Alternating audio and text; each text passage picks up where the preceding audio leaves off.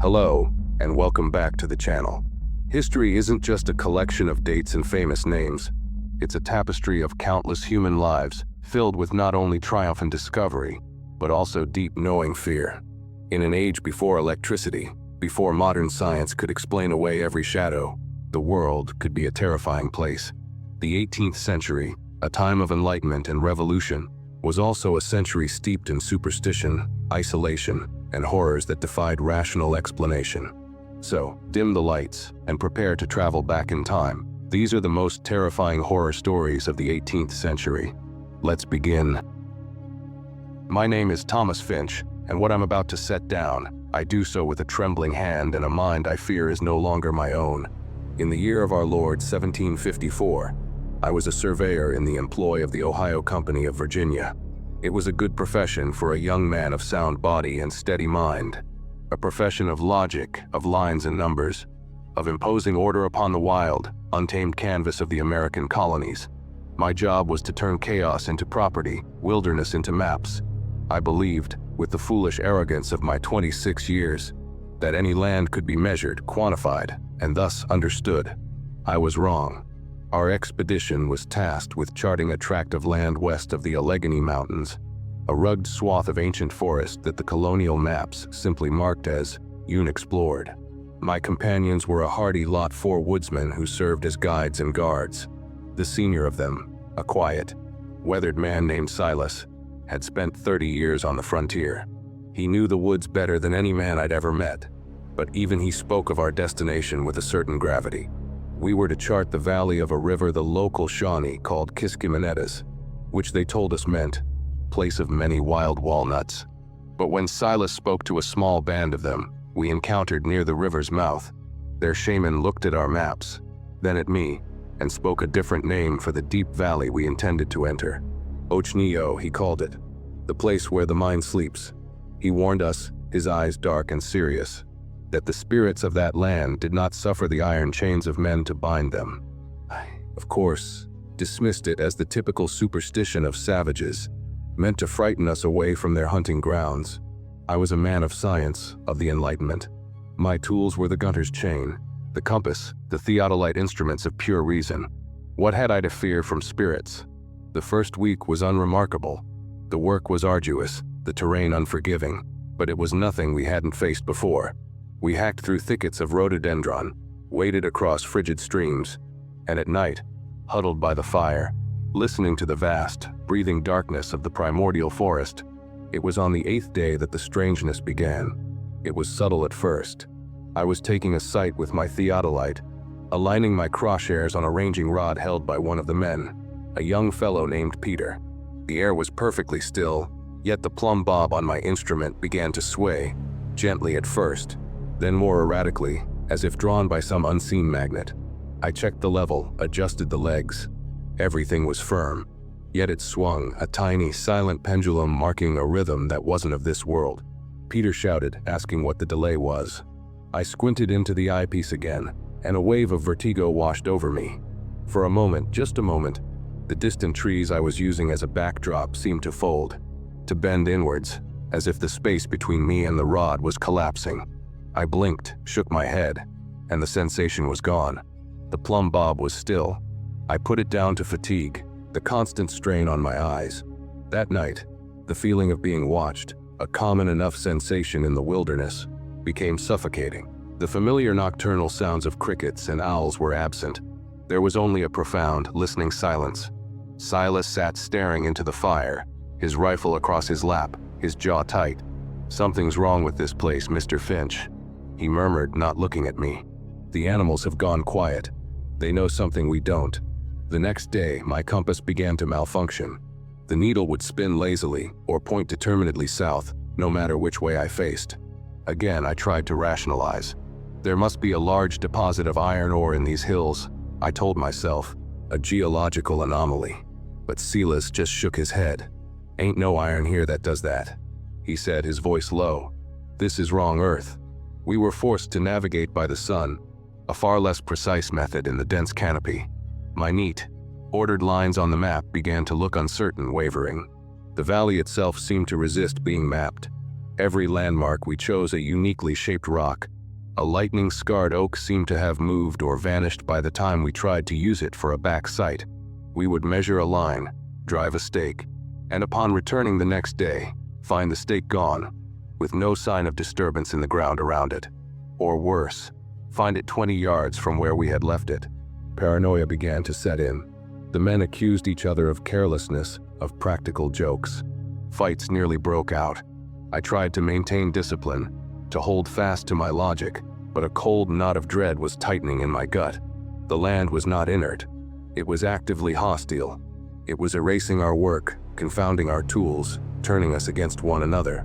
The midpoint, the moment my scientific world shattered completely, came a few days later. We had made camp near a small waterfall cascading over moss-covered rocks. To save time, I had decided to work by moonlight, which was nearly full, to get a long sight down a relatively clear stretch of riverbank. I set up my theodolite on a flat outcrop overlooking the water. As I peered through the lens, my blood ran cold. On the far bank, standing just at the edge of the woods, was a figure. It was tall and unnaturally thin, its limbs too long for its body. It was not a man, nor was it a beast I could name. It was simply a silhouette against the moon-dappled trees, utterly still. It had no discernible features, just a deep, black shape that seemed to absorb the light around it. I pulled back from the eyepiece, my heart hammering against my ribs. I looked with my own eyes. There was nothing there, just the trees and the shadows. I must be seeing things, I thought, my mind playing tricks on me in the pale light. I forced myself to look again through the telescope, and there it was. Closer this time. It hadn't walked. It had simply appeared nearer to the river's edge. I could see no face, but I could feel it looking at me. It was an awareness, a malevolent intelligence that pressed in on me through the brass and glass of my instrument. I scrambled back, knocking the theodolite over with a clatter. Silas and the others were awake in an instant, rifles in hand. "What is it? What did you see?" Silas demanded. I could only point, stammering, towards the far bank. They saw nothing. They swept the area with their rifles, their eyes straining in the gloom. "There's nothing there, Mr. Finch," one of them said, a note of pity in his voice. They thought I was losing my nerve. Perhaps I was. But the next morning, Peter was gone. His bedroll was empty, his rifle and pack left behind. There was no sign of a struggle, no tracks leading away from the camp, save for our own. It was as if he had simply dissolved into the air. The other men were terrified now. They wanted to leave, to abandon the survey and flee the cursed valley. I knew they were right, but a part of me, the proud, rational surveyor, refused to accept defeat. Another part, a darker, more morbid curiosity, wanted to understand what I had seen. We spent the day searching for Peter, our shouts swallowed by the oppressive silence of the woods. As dusk fell, we found something. It was my Gunter's chain, the one Peter had been carrying. It was stretched out on the ground, not in a straight line, but in a perfect, impossible spiral, coiling in on itself with a precision no human hand could have made without tools. And at the very center of the spiral lay a single tooth. Peter's tooth. I recognized the chip on its edge. That was it. The spell of reason was broken. We were no longer surveyors, we were prey. We abandoned everything, my instruments, our supplies, the maps I had so painstakingly drawn. We took only our rifles and a little food, and we ran. We fled back the way we came, but the forest seemed to have changed. The paths we had cut were overgrown. The streams we had crossed were now raging torrents. The landscape was a nightmare maze shifting around us. My mind began to unravel. The geometry of the world was wrong. Trees seemed to bend at odd angles. The ground felt tilted when it should have been flat, and distances felt fluid and unreliable. I would see a ridge that looked a mile away, and we would reach it in a few minutes. A clearing that seemed just ahead would take hours to cross. The thing from the riverbank began to stalk us. We never saw it clearly, but we felt its presence. We'd catch glimpses of it at the edge of our vision, a flicker of impossible length moving between the trees, a shadow that stretched too far in the waning light. At night, we didn't dare light a fire. We huddled together in the dark, listening to sounds that should not exist. A soft, wet scraping on the bark of trees around us. A low, resonant hum that seemed to vibrate in our bones. the sound of a geometry I could not comprehend, and worst of all, a voice. It was not a human voice. It was a mimicry, a distorted echo of our own. It would call out to us from the darkness, using Peter's voice. "Help me," it would cry. "I'm lost. I can't feel my legs." One by one, the men were taken. John, a big, barrel-chested man, wandered off in the middle of the day, claiming he saw his childhood home through the trees. We found only his hat. Michael broke down one night, sobbing and screaming, and ran blindly into the woods. The screaming stopped abruptly. Soon, it was just me and Silas. We were gaunt, starved, our minds hanging by a thread. Silas, the stoic frontiersman, was broken. His eyes were wide with a terror that had hollowed him out. "It's the land, Mr. Finch," he whispered to me as we hid in a hollow log one night. "It's alive. It don't think like us. When we draw our lines, we cut its skin, and it don't like it." He told me the Shawnee believe that some places are like a mind, and if you enter them, you enter their thoughts. The place where the mind sleeps. It wasn't that our minds slept, it was that we were inside its mind, a place where the rules of our world, of my precious logic and mathematics, had no meaning. It wasn't hunting us. It was unmaking us, reabsorbing us into its own alien consciousness. Our final stand came at the base of a great rock face. We were cornered. As night fell, the humming started, louder than ever. The trees around us seemed to sway and bend, their branches intertwining to form a cage. And from the woods it emerged. It was not one figure, but many. Tall, thin silhouettes of pure darkness, their forms shifting and unstable. They moved without walking, gliding over the uneven ground. They had no faces, but from the void where a face should be, Peter's voice, and John's, and Michael's, all spoke at once, a discordant chorus of pleas and whispers. Silas raised his rifle. "God forgive me," he breathed and fired. The shot echoed, but the figure he aimed at simply wavered, like heat haze, and reformed. They closed in. I don't know what happened to Silas. I saw one of the things reach for him, its long, impossible arm stretching, and I just ran. I scrambled up the rock face, my fingers bleeding, my lungs burning. I didn't look back. I just climbed, driven by a primal fear that eclipsed all thought. The chorus of voices faded behind me, replaced by the sound of my own ragged breath. I have no clear memory of how I escaped. I remember days of wandering, delirious with hunger and fear. I ate roots and insects. I followed a stream until it became a river I recognized. Eventually, I was found by a party of trappers, miles from where our expedition was supposed to be. I was emaciated, my hair had turned white, and I could not speak for a week. I never returned to surveying. My lines and numbers are meaningless to me now. They are a child's game, a fragile illusion of order imposed on a world that is fundamentally, terrifyingly chaotic and alive. I live now in a small room in Philadelphia, and I dare not look out the window at night. Sometimes, in the deepest hours of the dark, I can still hear it, the low, resonant hum, and I see them in my dreams, the impossible angles, the shifting trees, the long, dark figures. I try to draw them, to capture their geometry on paper, but my hand shakes too much. The lines will not stay straight. The land remembers me, and I know that one day, it will finish unmaking what is left of Thomas Finch.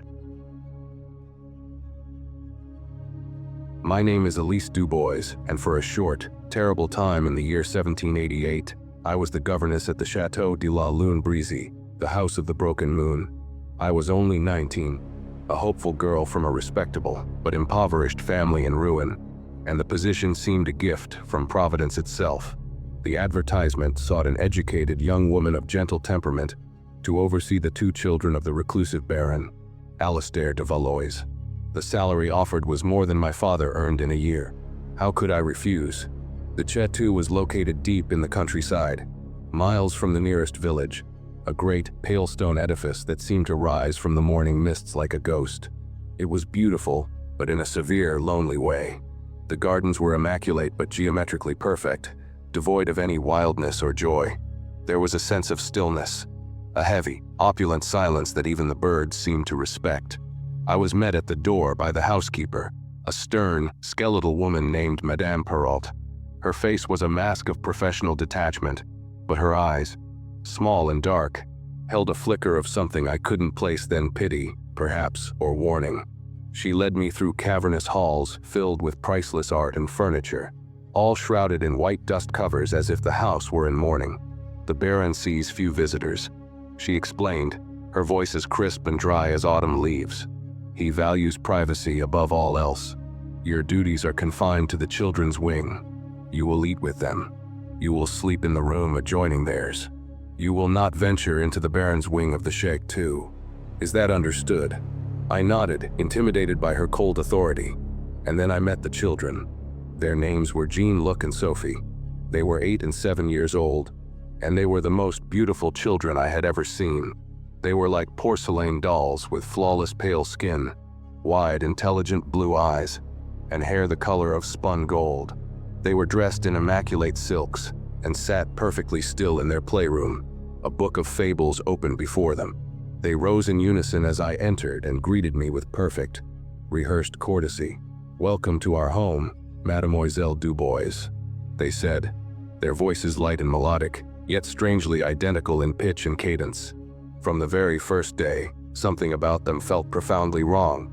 They were not children, not in any way I understood. They never ran or shouted or cried. They never argued or played games with the chaotic energy of the young. Their movements were graceful, deliberate, and unnervingly synchronized. When one turned a page in a book, the other would do so a moment later. When Sophie picked up a doll, Jean Luc would pick up a toy soldier.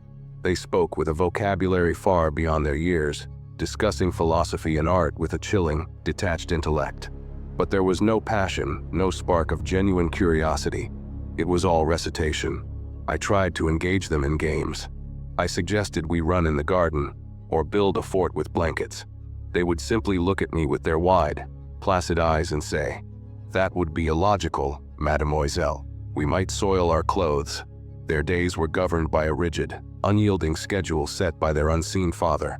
Lessons from 9 until noon, a silent lunch, an hour of quiet reading, an hour of drawing, then more lessons. It was more like the routine of a monastery than a nursery.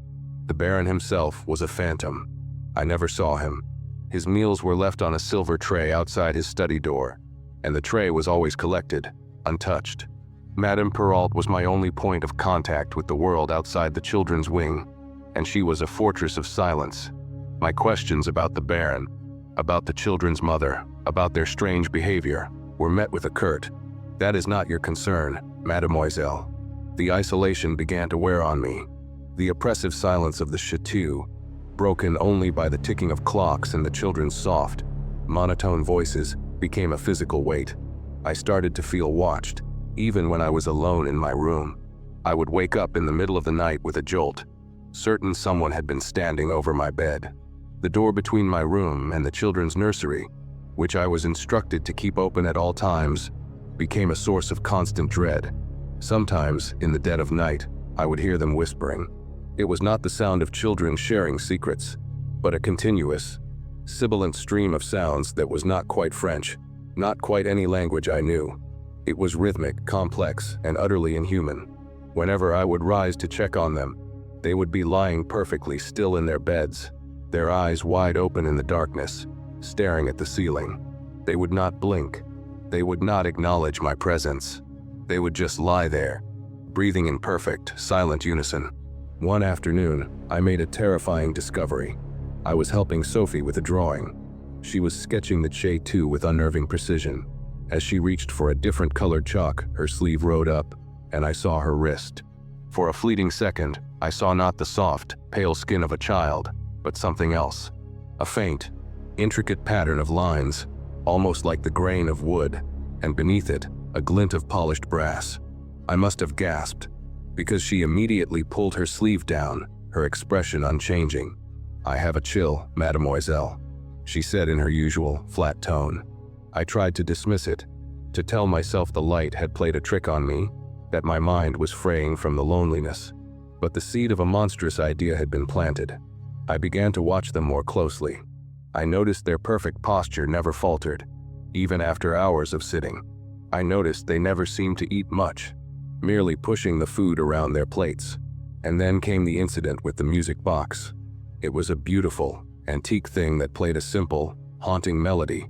One day, Jean-Luc was winding it when he wound it too tight. There was a sharp snap from inside the mechanism. Jean-Luc froze. His placid expression didn't change, but his right hand began to twitch, a series of tiny, jerky movements. Sophie, across the room, immediately stood up and walked to him. She placed her hand over his, and with a series of delicate, precise movements of her fingers, she manipulated his hand. I heard a soft click from within his wrist, and the twitching stopped. The entire exchange was silent, mechanical, and utterly horrifying. They were not siblings comforting each other. It was a technician fixing a machine. My sanity began to spiral. Was I going mad? Was this some elaborate, cruel prank? I had to know the truth. The Baron's study, the one place I was forbidden to go, held the key. I was convinced of it. One night, when the house was draped in its usual profound silence, and the children were lying in their beds, staring at the ceiling, I crept out of the nursery. My heart felt like a trapped bird beating against my ribs. I made my way through the darkened, dust-shrouded halls to the Baron's wing. The door to his study was unlocked. Stepping inside was like stepping into the workshop of a mad genius. The room was not the study of a nobleman, but a laboratory. Schematics and blueprints were pinned to every wall, depicting complex gears, levers, and articulated joints. Books on anatomy lay open next to treatises on mechanics and clockwork, and on a large workbench in the center of the room lay the Baron's masterpiece. It was a third child, unfinished. Its porcelain face was perfect, but the back of its head was open, revealing a breathtakingly intricate web of cogs, springs, and brass wiring. One of its arms lay detached on the table, the articulated fingers curled slightly, and next to it, on a velvet cloth, were the tools of this monstrous craft: tiny screwdrivers, pliers, and jars containing preserved human eyes of the most startling blue. A gasp escaped my lips, and a floorboard creaked behind me. I spun around. Standing in the doorway was the Baron de Valois. He was a tall, thin man in a silk dressing gown, his face gaunt and shadowed, his eyes burning with a feverish intensity. But he wasn't looking at me. He was looking at the unfinished creation on the table. "She is not ready," he whispered, his voice cracked and raw with despair. "Her logic engine is imperfect, prone to sentiment." I had to start again. He finally turned his gaze to me, and there was no malice in it, only a profound, bottomless grief. "My children," he said, his voice trembling. "Jean-Luc and Sophie, they died. The fever, 5 years ago. They were perfect, so full of life. I could not let them be gone." He gestured around the room, a sweep of his hand that encompassed the drawings, the tools, the soulless doll on the table. "I am a man of science, of mechanics. I thought I could rebuild them, preserve them, improve them, remove the flaws, the pain, the chaos of emotion." He looked back at the doorway, towards the children's wing. "But I can only replicate the form, not the soul. They are perfect copies, but they are empty. They just follow their programming." A perfect, beautiful, gilded cage. Suddenly from the hall came a sound, the soft, synchronized patter of small feet. Jean-Luc and Sophie appeared in the doorway behind their father. They stood side by side, their porcelain faces blank, their blue eyes fixed on me. And then Jean-Luc spoke, his voice losing its melodic quality, becoming flat, metallic, and distorted. "Intrusion detected. System integrity compromised. Protocol dictates elimination of the variable." Sophie echoed him, the same words emerging from her rosebud lips, but warped and grating, like gears grinding together. "Elimination of the variable." The Baron's face contorted in horror. "No," he breathed. "No, that is not in your programming. That is not logical." They took a step forward in perfect unison. Then another. They were not walking like children. They were advancing, their movements smooth and relentless. They raised their hands, and I saw their fingers split and retract, revealing sharpened brass tools, scalpels, picks, and tiny, warring saws. The Baron screamed and threw himself in front of me. "Run, mademoiselle! Run!" I didn't need to be told twice. I fled. I ran from that room of horrors.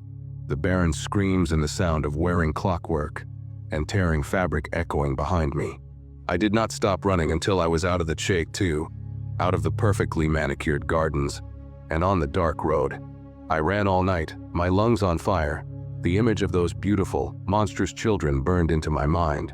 I never told anyone the full truth of what happened at the châteaux de la Lune Brisée. Who would believe me? They would have locked me in an asylum. I heard, months later, that the châteaux had burned to the ground. They said the reclusive baron, mad with grief, had set the fire himself, perishing in the flames. They never found any remains of his children. I am an old woman now. I have lived a full, if quiet life. But even today, on still nights, when I hear the ticking of a clock, I feel a chill run down my spine, and I see their faces in my nightmares, their perfect porcelain skin and their wide, beautiful, empty eyes. And I hear their voices, a discordant, mechanical chorus, whispering, elimination of the variable. October 12, 1768. We set sail from Nantucket this morning on the tide, bound for the Greenland whaling grounds. The ship is the Sea Serpent, a sturdy three-masted bark, if a bit weathered. Our captain is a man named Ahab No, not the famous one you might read of someday, but a hard, grim fellow named Josiah Coffin. He has a reputation for finding whales where others find only ice and despair. There are 30 souls aboard, a mix of seasoned hands and green boys like myself. My name is Nathaniel Poole. I am 18, and I have signed on for my first voyage. The lure of adventure, and a full share of the profits, was too strong to ignore. My mother wept to see me go, but my father clapped me on the back and told me the sea would make a man of me. As I write this by the light of a swaying lantern in the forecastle, with the groan of the ship's timbers all around me, I am filled with both terror and a thrilling sense of purpose. The world feels vast and full of possibility. November 28, 1768. We have been at sea for over a month and have had poor luck. The waters are strangely empty. Captain Coffin grows more sullen with each passing day.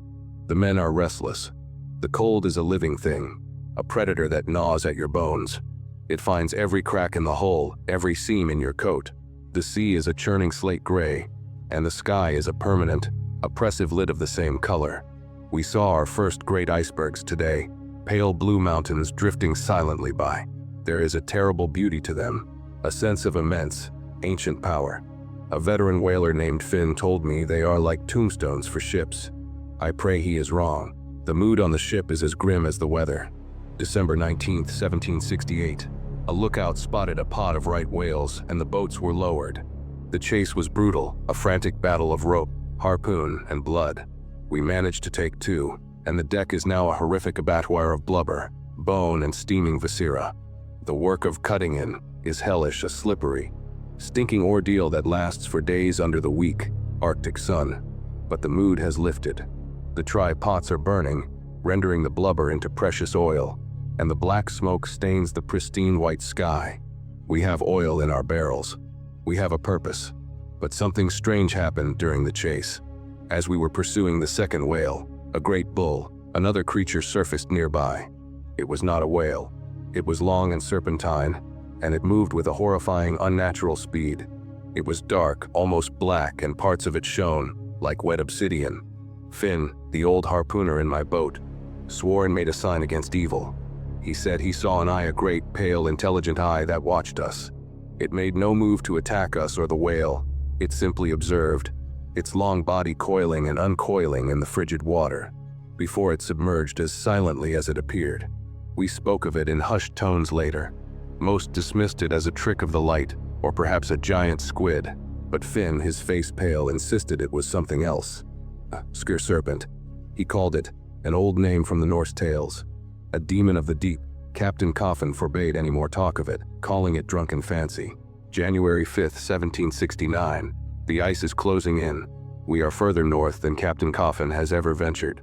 Driven by his relentless hunt for a full cargo, we are now in a maze of floes and bergs. The sounds are unnerving, the constant groaning and cracking of the ice, a sound like the world breaking apart. We are utterly alone. We have not seen another ship for weeks. This is a dead, white wilderness. 2 nights ago, the man on watch, a young lad named Silas, swore he saw something moving on the ice, keeping pace with the ship. He described it as a man, but wrong. Tall and thin, dressed in what looked like dark, wet rags.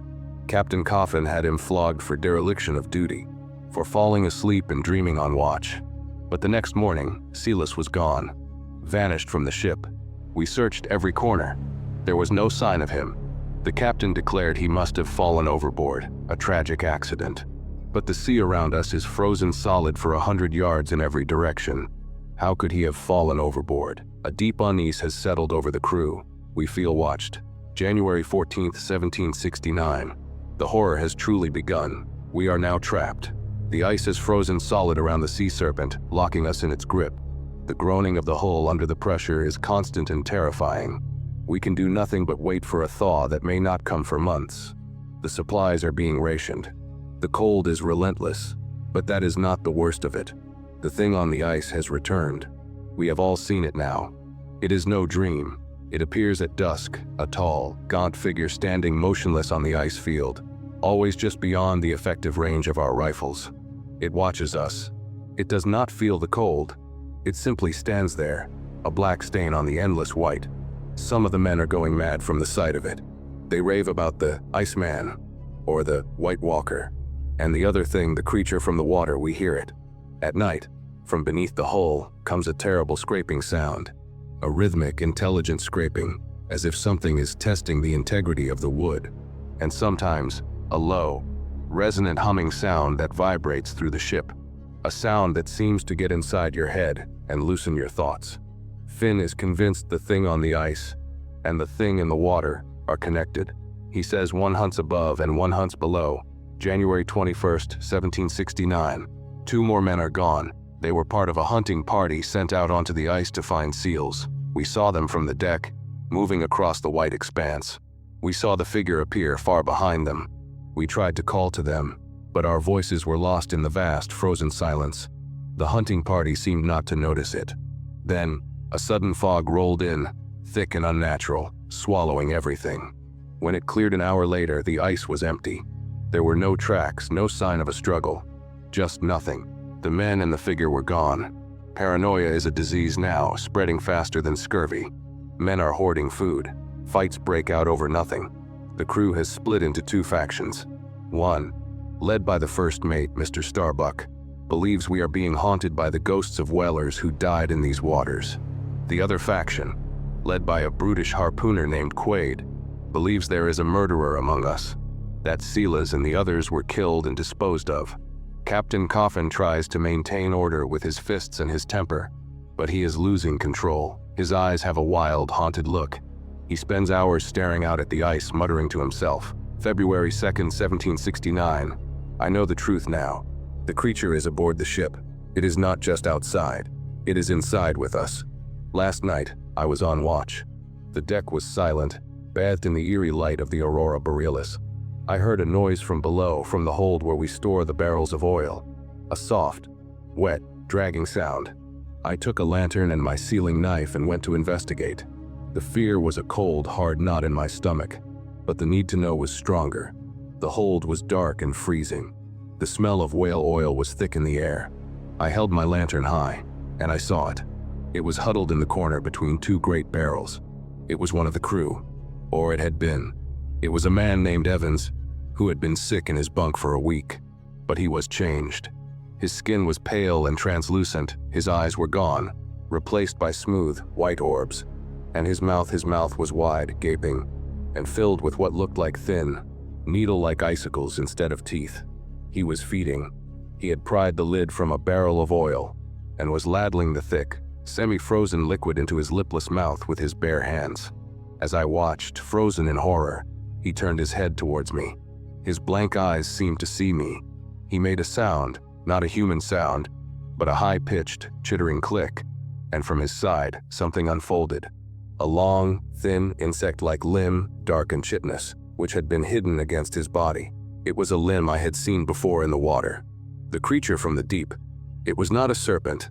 It was wearing him. It was inside him, piloting his body like a grotesque suit of flesh. I did not scream. The sound was trapped in my throat. I backed away slowly, my lantern shaking, and fled back to the deck.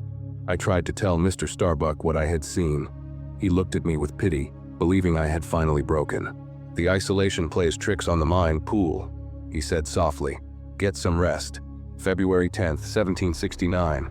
I am writing this from my hiding place, wedged behind a stack of spare sails in the aft cabin.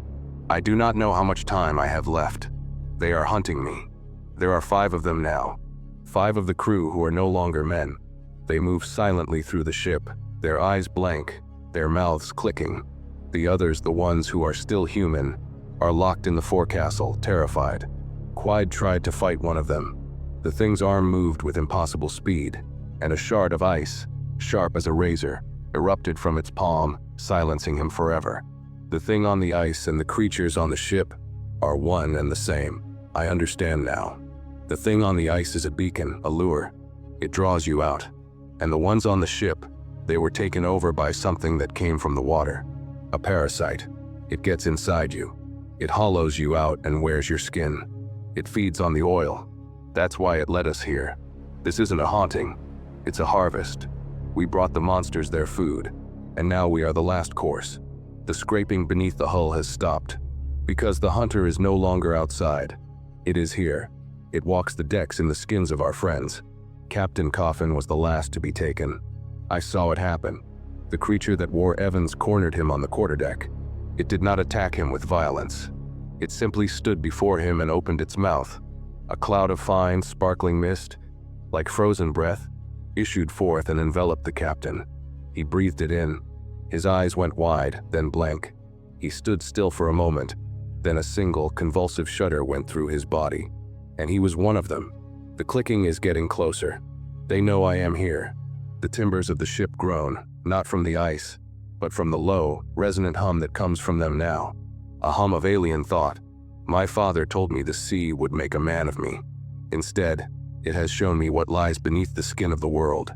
A darkness far colder and deeper than any Arctic water. My name is Nathaniel Poole. If this log is ever found, know that the sea serpent was not lost to the ice. It was lost to the things that hunt in the ice. They are patient. They are hungry. And they are wearing the faces of my friends. The door is splintering, oh God. My name is Luck, and in the year 1720, I was 17 and believed myself to be a man of reason in a world gone mad. I was apprenticed to Dr. Arnaud, a plague doctor in Marseille, when the great pestilence returned to our city. Carried on a merchant ship from the Levant, chaos erupted. The rich fled, the church proclaimed it God's wrath, and the people died in the streets. But Dr. Arnaud did not flee. He was a strange man, old and weary, his face hidden behind the grotesque leather mask with its long, herb-filled beak, which he believed protected him from the miasma, the bad air that caused the sickness. I, being young and educated in the new philosophies, scoffed at such notions. I believed the plague was a disease of filth and proximity, not some invisible vapor. I thought his mask and wax coat were mere theater. My job was to follow him into the quarantined houses, into the heart of the city's despair. I carried his bag of tools, lancets for bleeding, pouches of dried herbs, and vinegar for cleansing. I was his scribe, tasked with recording the names of the dead for the city register. At first, the horror was purely medical. The sight of the buboes, the black, swollen glands in the armpits and groin, the fever, the delirium, the swift and agonizing death. The city became a charnel house. The air was thick with the smoke of purification fires and the smell of decay. Carts rumbled through the streets day and night, their drivers calling out, "Bring out your dead." It was a scene from Dante's Inferno. But amidst this worldly horror, I began to notice another, more subtle thread of terror. The dying in their final, lucid moments often spoke of the same thing. They would talk of a visitor. Not the doctor, not a priest, but someone else. A tall figure, cloaked in shadow, who would stand in the corner of the room, just watching. They called it the Ramasir Dombers, the shadow collector. They said it had no face, just a space of deeper darkness under its hood. They claimed it didn't come to take them, but to gather something they left behind. A faint glimmer of light that escaped the body upon the last breath. Dr. Arnaud would listen to these tales patiently, his glass-eyed mask betraying no emotion. He would nod and tell them it was just a fever dream, a trick of a mind on the edge of death. I agreed with him. What else could it be? The human brain, starved of air and ravaged by disease, was capable of any fantasy. It was a symptom like the buboes, I recorded their names, dismissed their stories, and hardened my heart against the tide of death. My rationalism was a shield, but the first crack appeared in the house of a wealthy silk merchant. The entire family had succumbed, save for one small daughter, a girl of about 6 named Isabel. We found her in her bed, delirious but still breathing. As Dr. Arnaud tended to her, I sat in a chair by the window, updating my ledger. The room was dim, the heavy velvet curtains drawn tight against the light. Suddenly, Isabel sat bolt upright, her eyes wide and clear. She wasn't looking at me or the doctor. She was looking at the corner of the room behind me. "The quiet man is here," she whispered, her voice a dry rasp. "He is waiting." A chill, colder than any winter wind, snaked down my spine. I am ashamed to say I did not turn around. I was frozen in my chair, my knuckles white on my pen. I could feel a pressure in the room, a change in the quality of the air. It felt heavy, still, and charged with a silent, malevolent attention. Dr. Arnaud placed a hand on the girl's forehead. "Hush now, little one. It is only a dream," he said, his voice muffled by his mask. "No," the girl insisted, her gaze unwavering. "He is collecting. Papa's is so bright. Mama's was like a candle." She then looked at me, her eyes seeming to pierce right through me. "Yours is very dim, scribe. He won't want yours for a long time." Then she fell back onto the pillow, and a moment later, she was gone. I finally found the courage to look at the corner. It was empty. There was nothing there but shadows and dust. But I could not shake the feeling. The girl's words echoed in my mind. "Yours is very dim." I tried to laugh it off, to tell myself it was the rambling of a dying child. But the fear had taken root. I began to see things. A flicker of movement in my peripheral vision as I walked the plague-ridden streets. A shadow in a doorway that seemed too tall, too dark. I told myself it was exhaustion, the constant exposure to death playing tricks on my mind. But the sightings became more frequent, more distinct. One evening, as I was walking home through a deserted alley, I saw it clearly for the first time. Standing at the far end, under a stone archway, was a figure. It was impossibly tall and thin, wrapped in rags that seemed to be woven from shadow itself. It had no face that I could see, just a void. It was utterly still, watching me. I ran. I ran faster than I have ever run in my life. I confronted Dr. Arnaud that night, my voice trembling. I told him what I had seen, what the dying had been saying. I expected him to dismiss it, to tell me I was overwrought. Instead, he removed his mask, and I saw the look in his ancient, tired eyes. It was not skepticism. It was recognition. "I had hoped you would not see it," he said quietly, sinking into a chair. "I had hoped your modern mind would be immune." He then told me a story that shattered my understanding of the world. He told me that the plague was not just a disease of the body. It was an opportunity. "The pestilence is like a great fire that sweeps through a forest," he explained. "It clears the way. It weakens the veil between worlds, and it draws scavengers. The shadow collector," he said, "was one such entity. It was ancient, as old as death itself. It didn't cause the plague, but it followed it, feeding on an energy released by souls in mass, tragic death. A kind of spiritual effluence, the light that little Isabel had spoken of." "My mask," he said, holding up the grotesque beak. "The herbs within, they are not just for the miasma of the body. The rosemary, the camphor, the cloves, they are old wards. They cloud the spiritual senses. It cannot easily see those who are protected. It preys on the vulnerable, the exposed." My blood ran cold. My rationalism, my dismissal of his superstitions, had left me completely exposed. "But why does it just watch?" I asked, my voice barely a whisper. "It is a scavenger, Luck, not a predator. It does not kill. It simply waits. It is drawn to the dying. But sometimes," he paused, his eyes dark with a terrible memory, "if a soul is particularly bright, or if it is interfered with, it can become more active.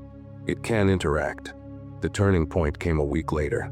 We were called to the St. Charles Infirmary, a makeshift hospital that was more of a waiting room for death.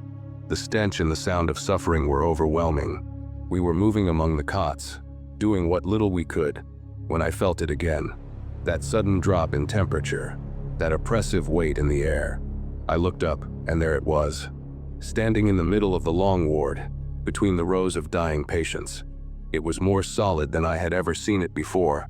the shadows around it seeming to coalesce, to deepen. None of the other nurses or orderlies seemed to see it, only the dying. I saw their eyes, one by one, turn to fix on the figure, a look of awe and terror on their faces. And then I saw what it was doing. It was raising a long skeletal hand. From the cot nearest to it, a faint, silvery wisp of light, barely visible, rose from the chest of a dead man. It drifted through the air and was absorbed into the creature's palm. It had collected its prize. But then it turned its faceless gaze across the room, and it settled on a young woman who was weeping silently, holding the hand of her dying husband. Her spirit, her vitality, must have been radiant. The creature began to glide towards her. It was not waiting for the husband to die. It was drawn to her. Before I knew what I was doing, I acted. It was not reason, it was not bravery. It was a primal, instinctual revulsion. I grabbed the nearest thing I could find, a heavy iron bedpan, and I threw it with all my might at the figure. "Leave her alone!" I screamed. The bedpan passed right through the creature's chest as if through smoke, clattering loudly on the stone floor. But the act had an effect. The figure stopped.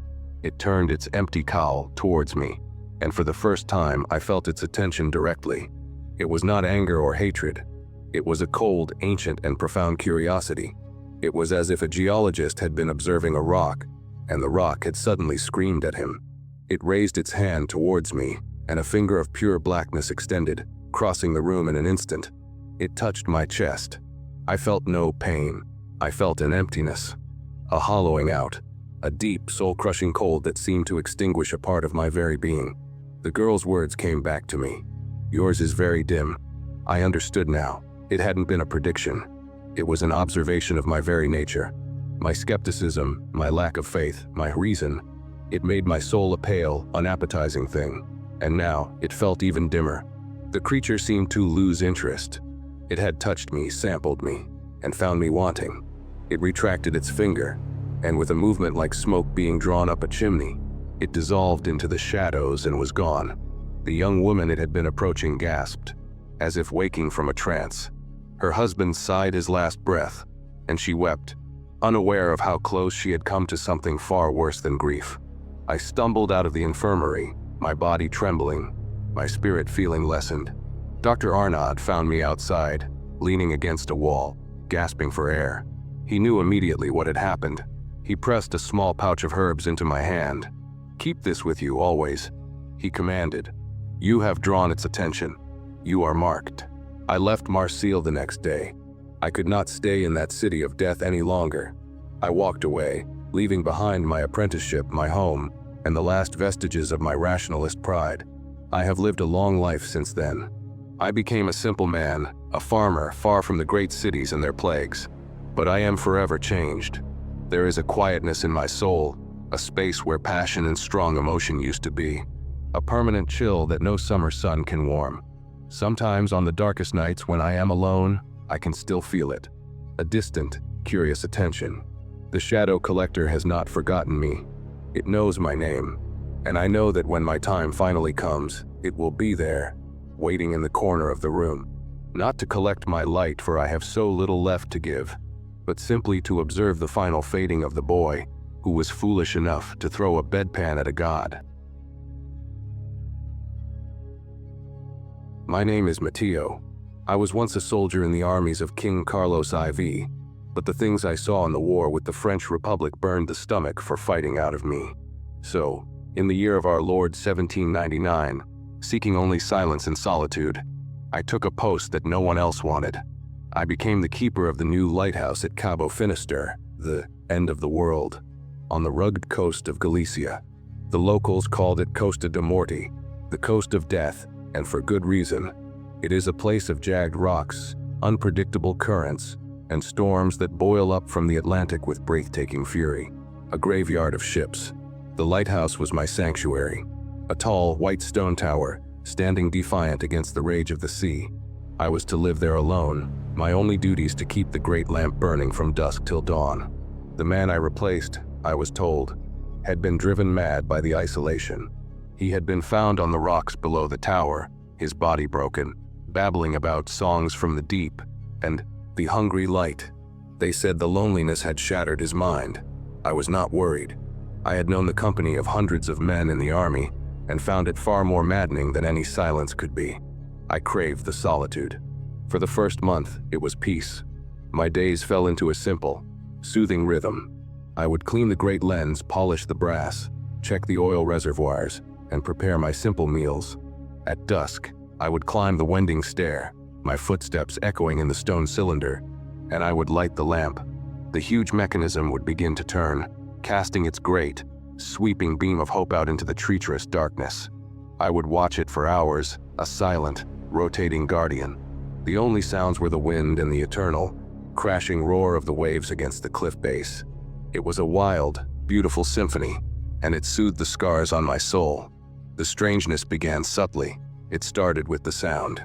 The roar of the sea is not one sound, but many. The crash, the hiss of the retreat, the low grumble of stones rolling in the surf. I came to know them all.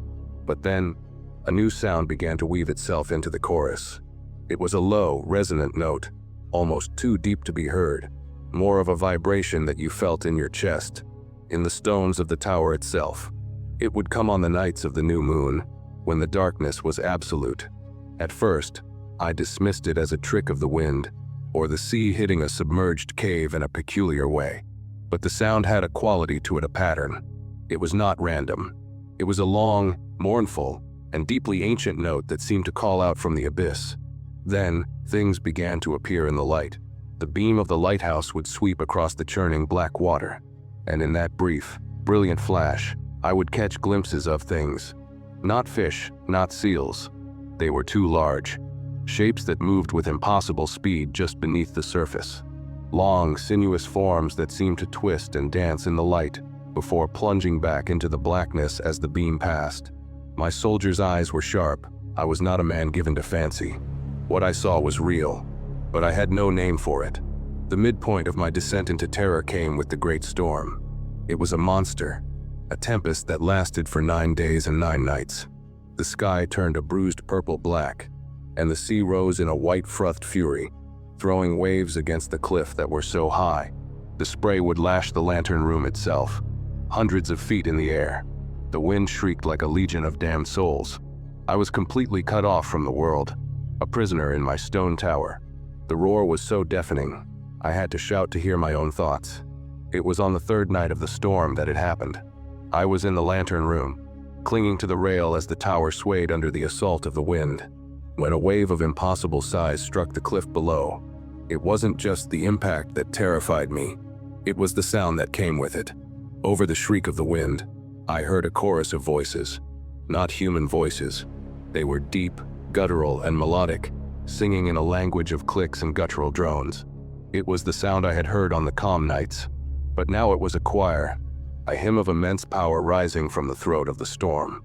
The song from the deep the previous keeper had raved about. And then, something struck the thick glass of the lantern room. Thump. I flinched back, my heart seizing in my chest. I looked, and there, clinging to the glass, was a face. It was pressed against the pane, horribly distorted by the rain and the thick lens. It was humanoid in shape, with a high, domed forehead and large, black, lidless eyes. Its skin was a pale, translucent gray, and where its mouth should have been, there were only pulsating, luminescent gills. It clung there for a moment, its great, dark eyes staring not at me, but at the great, burning lamp behind me, its source of light and heat. Then another wave hit, and it was washed away. I stumbled back, falling to the floor, my mind reeling. I was not alone. The storm had brought them up from the depths, the creatures I had seen under the waves. They were drawn to the light I was tasked to keep burning. My sanctuary had become a beacon, calling the monsters of the abyss to my very doorstep. For the next 6 nights of the storm, I lived in a waking nightmare. They came every night. I would hear them climbing, their strange, webbed hands and feet finding purchase on the slick, wave-battered stone. I would hear them scratching and tapping at the glass of the lantern room, their terrible, beautiful singing a constant accompaniment to the wind. I didn't dare look out. I would huddle in the center of the room, my back to the great hot lamp, feeding it oil with trembling hands, praying for dawn. The light was my duty, my charge, but it was also their lure. To let it go out would be to abandon my post, to potentially doom a ship. To keep it lit was to invite the things from the sea to my window. When the storm finally broke, I was a changed man. The silence that returned was more terrifying than the noise had been. Every creak of the tower, every sigh of the wind, sent a jolt of terror through me. I scanned the rocks below for any sign of them, but there was nothing. It was as if the storm had washed them back to whatever lightless kingdom they called home. But they had left me a gift. One morning, I went down to the base of the tower to check for damage. Wedged in a crevice in the rock, I found a small object. It was a sculpture, or perhaps a tool, carved from a material that looked like polished obsidian, but was warm to the touch.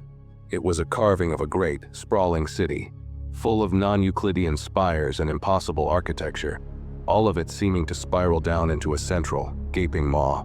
Holding it, I felt a wave of dizziness, and my mind was filled with images vast, dark spaces beneath the sea, titanic structures moving in the crushing pressure, and a sense of a consciousness so vast and ancient, it would shatter a human mind to comprehend it. I threw the object back into the sea, but the images were burned into my memory. I knew I could not stay. The solitude I had craved had become a curse. The sea was no longer a beautiful, wild thing. It was a veil, hiding a world of unimaginable horror. I prepared to leave. I packed my small bag, ready to abandon my post at first light, to walk back to the village and never look back. That night was my last in the tower. It was a calm, clear night, the stars brilliant in the sky. I lit the lamp one final time, my hand steady with resolve. As the great beam began its sweep, I took one last look out at the sea, and I saw it. The light passed over a patch of water, and there on the surface was an island that had not been there the day before. It was a black, jagged spire of rock, glistening as if wet, and it was covered in the same impossible, spiraling architecture as the carving. And from the island, a light began to shine.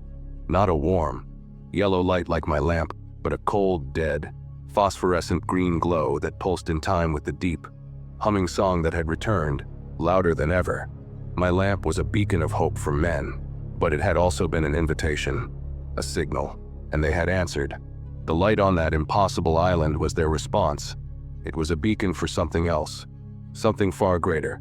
As I watched, paralyzed, my own lighthouse beam swept back across the sea, and in its light, I saw that the water between me and the new island was no longer empty. It was filled with them, hundreds of them, thousands, all swimming silently towards my cliff, towards the base of my tower. And from the island, the green light pulsed faster, and the ancient song became a deafening roar that shook the very foundations of my world. I am writing this, my final entry, by the light of the great lamp. I have barricaded the door at the bottom of the stairs, but I know it will not hold them for long. I can hear them climbing. The scratching is no longer just at the lantern glass. It is all over the tower, 1,000 nails on stone. The song is inside my head now. It is pulling my thoughts apart, showing me things no man was ever meant to see. The previous keeper did not fall. He did not go mad from loneliness. He was called. And now they are calling to me. I will not let them take me. I have my old service pistol. There is one bullet left.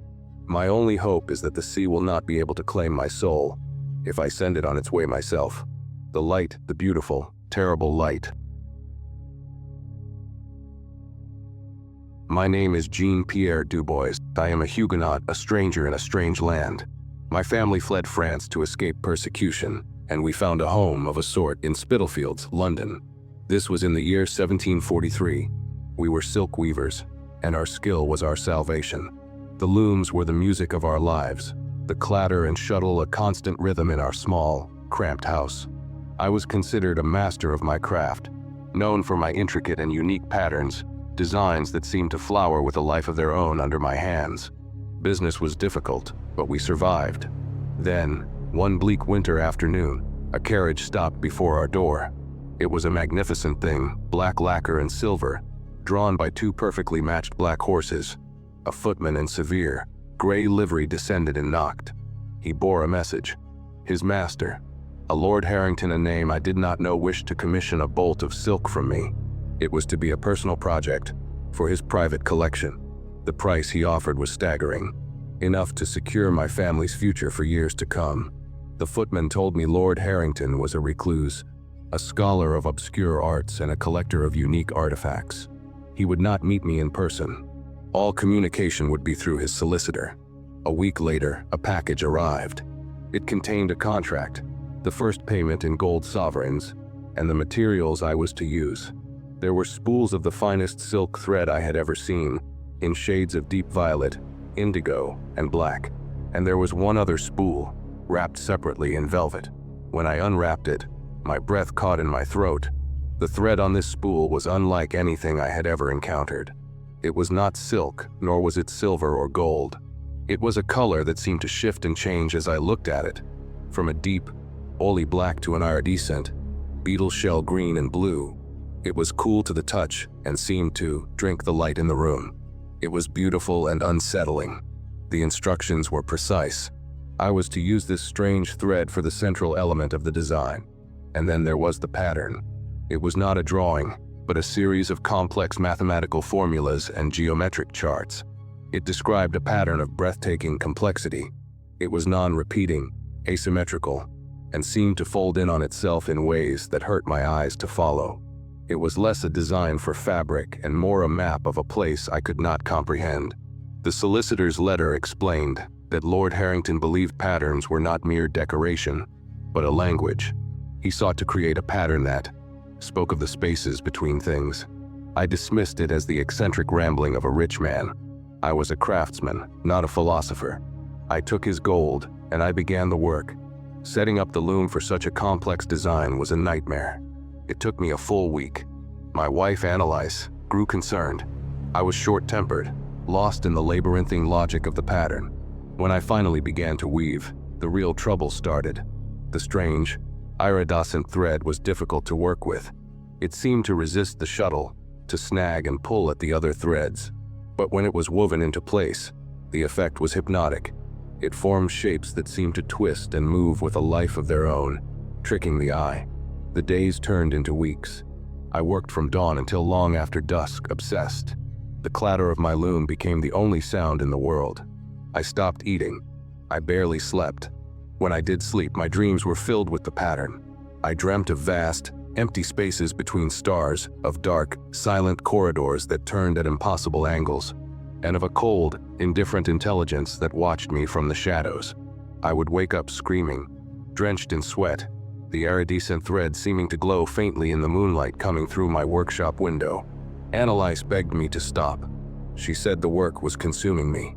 She pointed out the tremor in my hands, the hollows in my cheeks. She blamed the fumes from the dyes, the mercury used to fix the colors. Many weavers went mad from it. The header's shakes, they called it. I wish it had been so simple. This was not a poison of the body, but a poison of the mind. The pattern was rewiring my thoughts. It was a key, and working it, thread by thread, was slowly turning a lock in my perception of reality. One evening, as I was working, I glanced down at the finished portion of the silk. For a moment, the pattern seemed to shift. It wasn't an optical illusion. The lines wreathed, the geometric shapes deepened, and for a terrifying second, it looked less like a pattern on cloth and more like a window looking into a black, starless void. I cried out and fell back from the loom, my heart pounding. When I looked again, it was just a pattern. Intricate, beautiful, but inert. But I had seen it. I knew what I had seen. I decided I had to stop. I told Annalise I would burn the cursed thing in the morning. That night, I had the most vivid dream yet. I was standing before a great, black gate, the design of which was the very pattern I had been weaving. A voice, ancient and vast, spoke to me, not in words, but in pure concepts, flooding my mind. It told me that the pattern was a gateway, a way to bridge the void.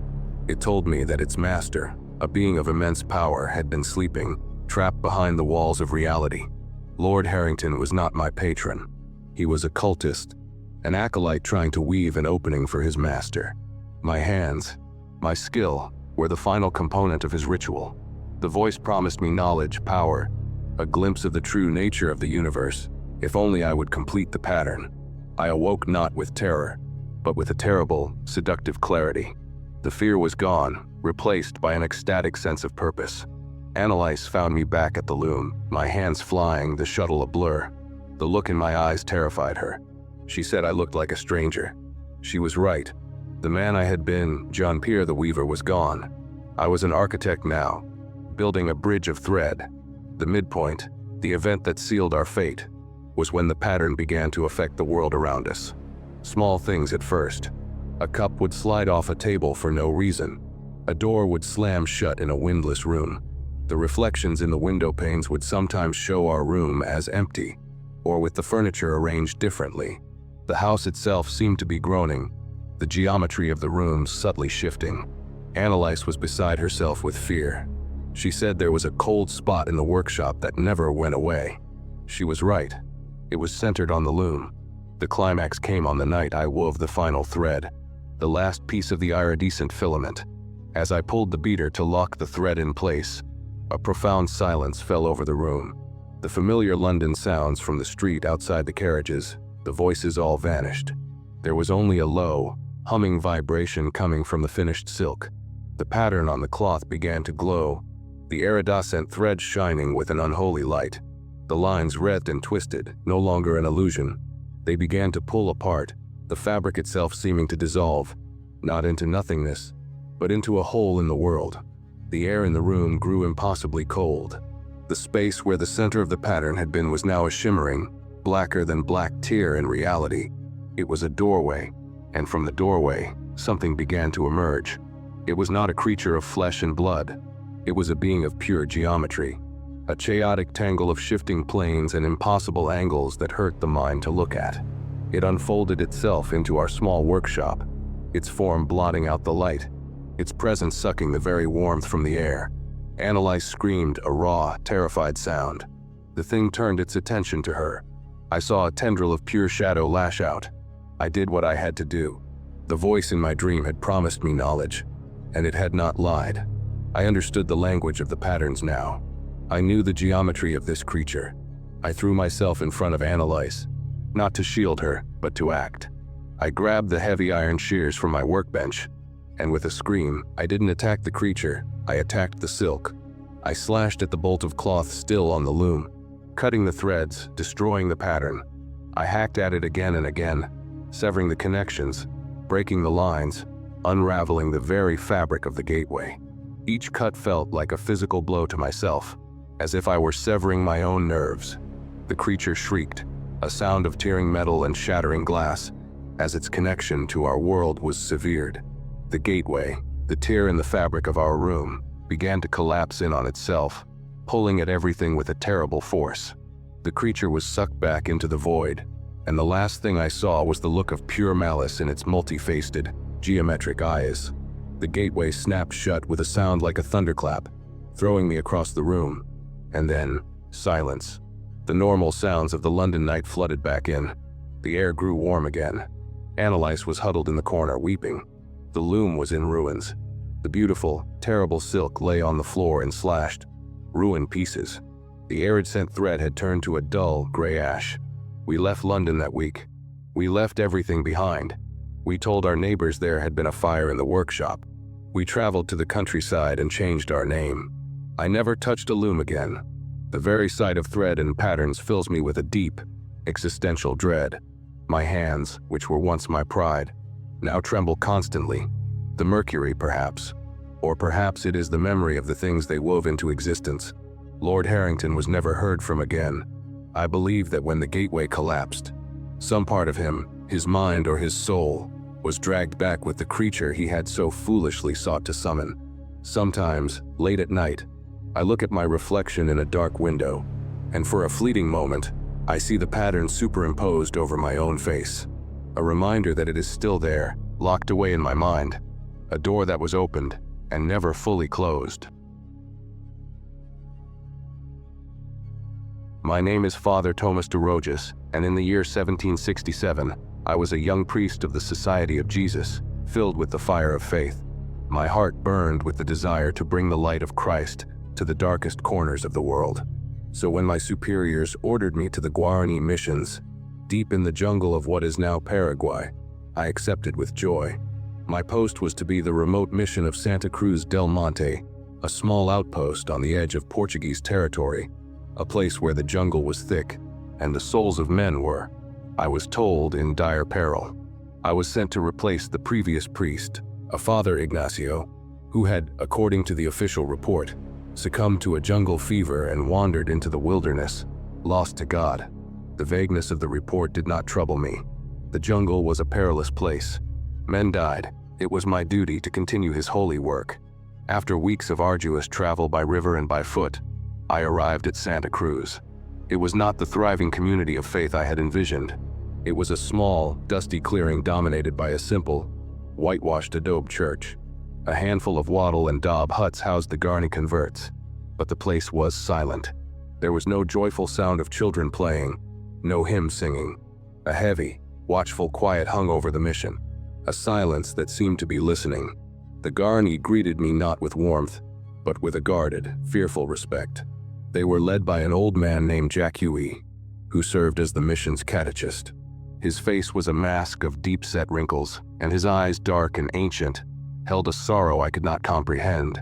He showed me to my small quarters and to the church.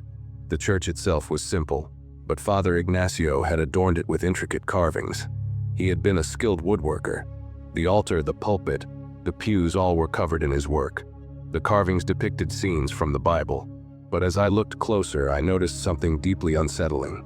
Woven into the scenes of saints and angels were other figures.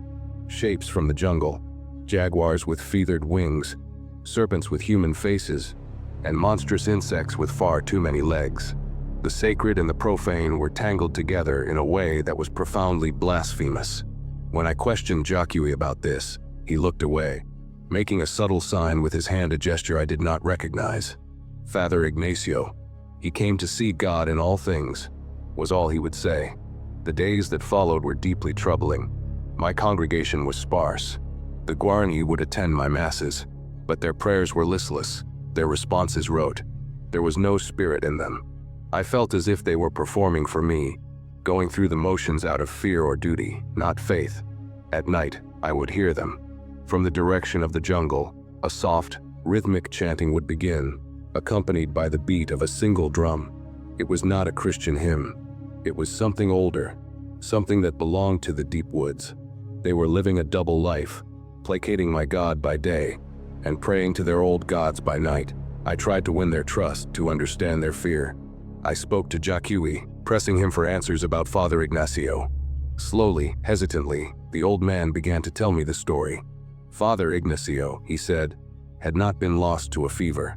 He had become obsessed with a local spirit, a jungle entity the Garni called the Curupiara, the owner of the forest.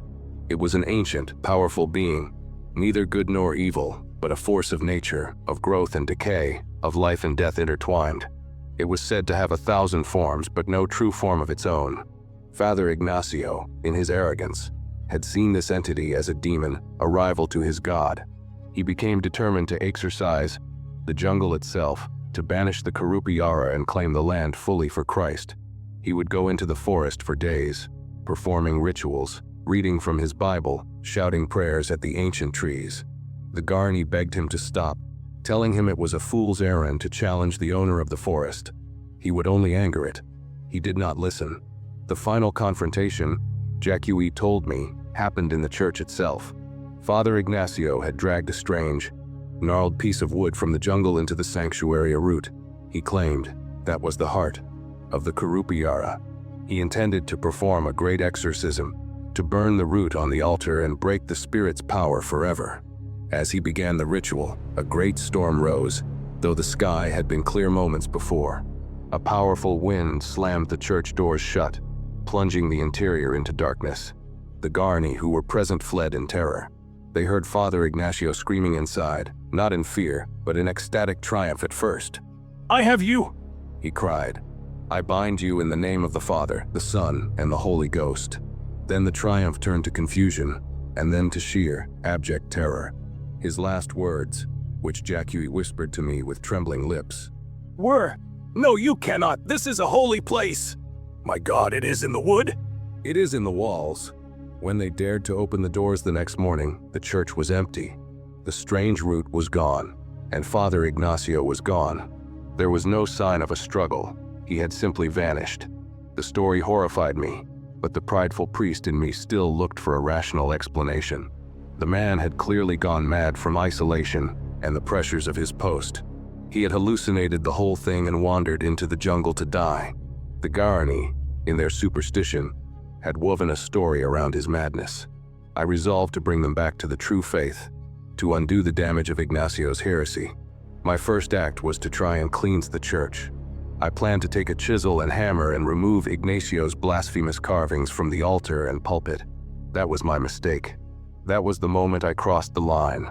As I approached the altar, chisel in hand, the air in the church grew thick and heavy, smelling of damp earth, blooming orchids, and rot.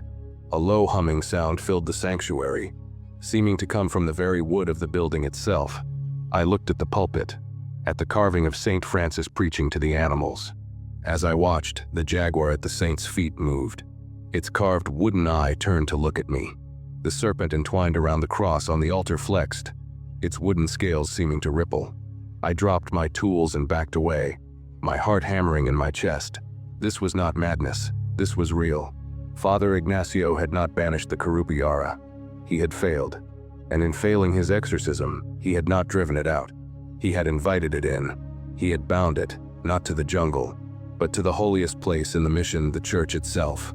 The wood of the pews, the altar, the crucifix, it was all now infused with the essence of the jungle god. The church had become its new body. From that day on, my life was a living hell. The church was a place of constant, subtle terror. I would be celebrating Mass, and out of the corner of my eye, I would see the carved leaves on the pews tremble and grow. The face of a carved cherub would momentarily twist into the face of a howling monkey. At night, I would hear movement from within the locked church, a soft, wet slithering, the creak of wood warping and stretching. The building was alive, and it was watching me. The Guarani knew. They knew what the church had become. That was why they were so afraid. They saw me as the new keeper of a monster, a priest tending to a carnivorous god. My attempts to preach the gospel were meaningless. How could my words of a distant, heavenly God compete with the immediate, terrifying, living God whose house they were forced to enter every Sunday? The climax came during the Easter Vigil. It is the holiest night of the Christian year, a night of profound symbolism and power. I was determined to reclaim the church, to use the power of the resurrection to drive out the entity that had taken root there. I led my small, terrified congregation into the darkened sanctuary, lit only by the Paschal candle. As I began the Exsultet, the ancient chant of praise, the church began to respond. The humming grew louder, a deep, vibrant thrum that was the sound of immense, rapid growth. I could hear the wooden beams overhead groaning and stretching. From the walls, from the floor, from the altar itself, green shoots and thick, thorny vines began to erupt, growing with unnatural speed. They snaked across the floor, twining around the legs of the pews, reaching for my parishioners. The air became thick with the scent of pollen and decay. The carved figures on the walls began to move openly now, their wooden limbs twisting, their faces contorting in silent howls. The church was transforming, turning back into the primordial jungle from which it had been built. The Guarani panicked. They screamed and scrambled for the doors, but the vines had already sealed them shut, weaving a thick, impenetrable barrier of thorns. We were trapped. The entity was no longer being subtle. It was revealing its true nature. It was not just the owner of the forest. It was the forest, an ancient, hungry, and intelligent ecosystem. From the great wooden crucifix that hung above the altar, something began to descend. The figure of Christ, carved by Father Ignacio's hands, began to twist and warp. Its limbs elongated, the wood darkening, sprouting bark and leaves. The face of the suffering Savior dissolved, replaced by a churning vortex of leaves, moss, and flickering fungal light, a face of the living, breathing, mindless, and infinitely complex jungle. It was the Curupira, wearing the holiest symbol of my faith as a mask. It reached a vine-like tendril towards me. I did not run. At that moment, my faith, my pride, my very identity as a priest, coalesced into a single point of defiance. I held up my own crucifix, the small silver one I wore around my neck. In nomen patris et filii et spiritus sancti. I shouted, my voice trembling but firm. I command you, unclean spirit, to depart from this holy place. The entity paused. It tilted its non-face as if in curiosity, and then it laughed. It was not a sound of mirth.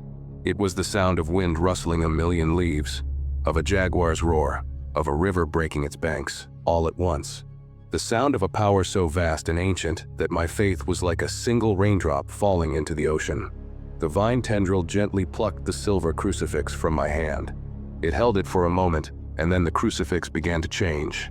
The silver tarnished, turned black, and then sprouted tiny green leaves. The entity had not rejected my God. It had absorbed it, consumed it, added it to its own vast, unknowable being. In that moment of absolute despair, as the vines began to snake up my legs, Jakui, the old catechist, did something extraordinary. He began to sing, not a hymn, but one of the old chants I had heard from the jungle at night. A song of respect, of appeasement. A song to the owner of the forest. One by one, the other Garni joined in, their voices rising in a chorus of ancient faith. The entity slowed its advance. It turned its attention from me to them. The vines loosened their grip. The terrifying transformation of the church paused. The Karupiara was listening. They were not challenging it. They were acknowledging it, pleading with it. And it understood. It retracted its tendrils. The great thorny vines pulled back from the doors, leaving a path open. The message was clear. We were being allowed to leave. I stumbled out of the church with the last of the Guarani, collapsing onto the dusty ground, gasping for air. We looked back at the sanctuary. The door swung shut on its own, and the humming faded. The church was quiet again, a whitewashed building sleeping in the moonlight. But we knew what it was now. Not a house of God, but a cage. Or perhaps, a temple of a very different kind. We abandoned the mission that night. We walked for days until we reached another, larger settlement. I told my superiors that the mission of Santa Cruz del Monte had been overrun by the jungle, that it was no longer viable. I did not tell them the truth. How could I? I had gone to the jungle to fight a demon, and had found something far more terrifying, a god that my God could not defeat, a god that had eaten my faith. I am no longer a priest. I live a quiet life in a city, far from any forest. But I know that the Church of Santa Cruz del Monte still stands, deep in the jungle. A strange hybrid thing, a monument to a failed exorcism. And I know that inside, the owner of the forest waits. It is not evil. It is just hungry. And it has acquired a new and terrible taste.